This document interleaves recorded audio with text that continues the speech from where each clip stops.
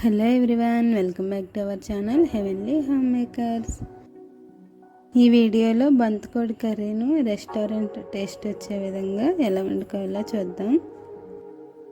ఈ చికెన్ను బాగా వాష్ చేసుకొని పసుపు ఉప్పుతో కడగండి, నీచు స్మెల్ రాకుండా ఉంటుంది. ఒక పాన్లో ఆయిల్ వేసుకొని బాగా వాష్ చేసుకున్న చికెన్ను వేసుకోండి. ఇందులో ఒక స్పూన్ పసుపు, రుచికి తగినంత సాల్ట్, ఒక స్పూన్ కారం వేసుకొని బాగా కలుపుకోండి. ఈ చికెన్ అనేది గట్టిగానే ఉంటుందండి, టేస్ట్ కూడా నాటుకోడిలా ఉంటుంది కాబట్టి కొంచెం టైం ఎక్కువ పడుతుంది. మూత పెట్టేసి ఫ్లేమ్ తక్కువలో పెట్టండి. చికెన్లోంచి అంతా వాటర్ వస్తుంది. ఇలా ఈ వాటర్ వచ్చిన తర్వాత ఫ్లేమ్ హైలో పెట్టుకొని వాటర్ అంతా దగ్గర పడేంత వరకు ఫ్రై చేసుకోండి. ఈ కారం అనేది అంతా చికెన్కి పట్టి టేస్ట్ బాగుంటుందండి. ఇలా ఫ్రై అయిన తర్వాత పక్కన పెట్టేసుకోండి. ఇప్పుడు 5-6 మీడియం సైజ్ ఉల్లిపాయలను చాప్ చేసుకొని అందులోనే ఒక 5-6 పచ్చిమిర్చి కూడా వేసుకొని గ్రైండ్ చేసుకోండి. ఇప్పుడు కుక్కర్లో ఆయిల్ వేసుకొని ఈ గ్రైండ్ చేసుకున్న ఆనియన్ పేస్ట్ని వేసుకోండి.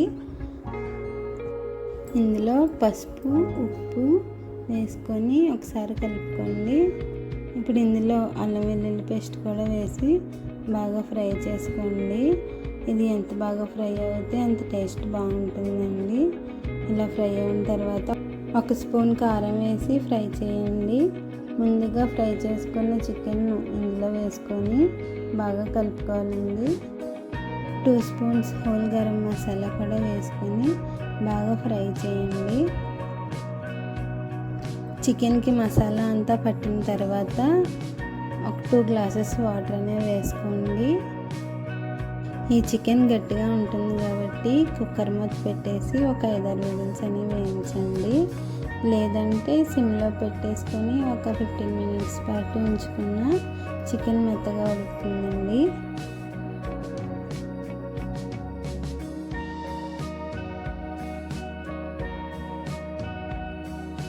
చల్లారిన తర్వాత మూత తీసి చూడండి, ఆయిల్ అనేది ఎలా పైకి తేలుతుంది. ఇప్పుడు కట్ చేసుకున్న పచ్చిమిర్చి, కరివేపాకు కూడా వేసుకోండి. గ్రేవీ కోసం ఇందులో 10-15 జీడిపప్పు, 1 స్పూన్ దోసపప్పు, 1 స్పూన్ గసగసాలు మిక్సీ పట్టండి. మెత్తగా పేస్ట్ అయిన తర్వాత చికెన్లో వేసుకోండి. ఇదంతా ఒకసారి బాగా కలుపుకోండి. గ్రేవీ అనేది చిక్కగా కొంచెం టెక్స్చర్ బాగుంటుందండి. ఎక్కువ కూడా వేసుకోకూడదు, ఇది పేస్ట్ స్వీట్నెస్ అనేది వస్తుందండి. గ్రేవీ అనేది దగ్గర పడే టైంకి ఒక 1/2 స్పూను కసూరి మేతి వేసుకోండి. ఇలా పైకి నూనె తేలుతుందంటే కర్రీ రెడీ అయిపోయినట్లేనండి. ఇప్పుడు చివరిలో కొత్తిమీర కూడా వేసుకోండి. ఇదంతా ఒక బౌల్లోకి ట్రాన్స్ఫర్ చేసేసుకోండి.